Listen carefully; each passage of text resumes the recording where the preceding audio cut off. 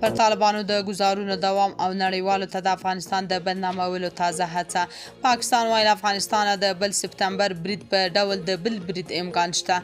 دا چې طالبانو څه ویلي نو جزئیات هم دلته وګورئ او چینل هم سبسکرایب کړئ. پر طالبانو د پاکستان لخوا د فشارونو او پر دوی د بدنامونکو الزامونو په دوام دا ځل پاکستان داسې الزامونه لګولي چې تر څو طالبان او افغانستان نړۍ ته بدنام کړي او بیا پر افغانستان د نړیوالو بل برید ته پلمه پیدا کړي. تازه خبر دا دی چې د پاکستان ځانګړی استازی وایي د سپتمبر 11 بل برید ښایي له افغانستان څخه رامنځته شي. د افغانستان لپاره د پاکستان ځانګړي استازي آصف دراني ویلي د سپتمبر د 11 په څېر یو بل برید هم له افغانستان څخه رامنځته کېدای شي. یو جنګ ځپلی هېواد چې د په باور نړۍ یې هېر کړی دی.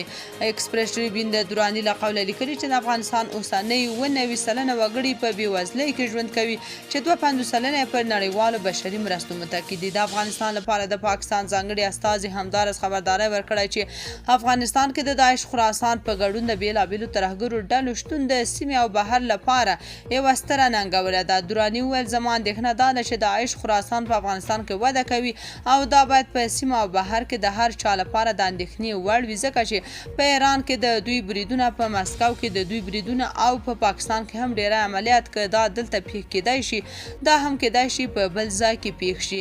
طالبانو د پاکستان د ادعاو په اړه ویلي چې اوسمهال افغانستان د نړۍ یو باامنه هېواد دی او پاکستان د افغانستان بدنامولو هڅه نه کوي. شنونکي بیا وایي طالبان چې اوس د افغانستان واکمنان دي نو د پاکستان خاینانه پلانونو باندې پوه شوي او د هغوی هیڅ هغه فرمایش نه مني چې د ملي ګټو خلاف یو د یو رقیب په سترګه ورسره چلند کوي.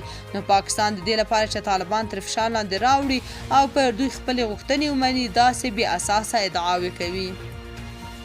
تاسو په دې اړه څه نظر لرئ؟ کومنټ کې شریک او چینل هم سبسکرایب کړئ.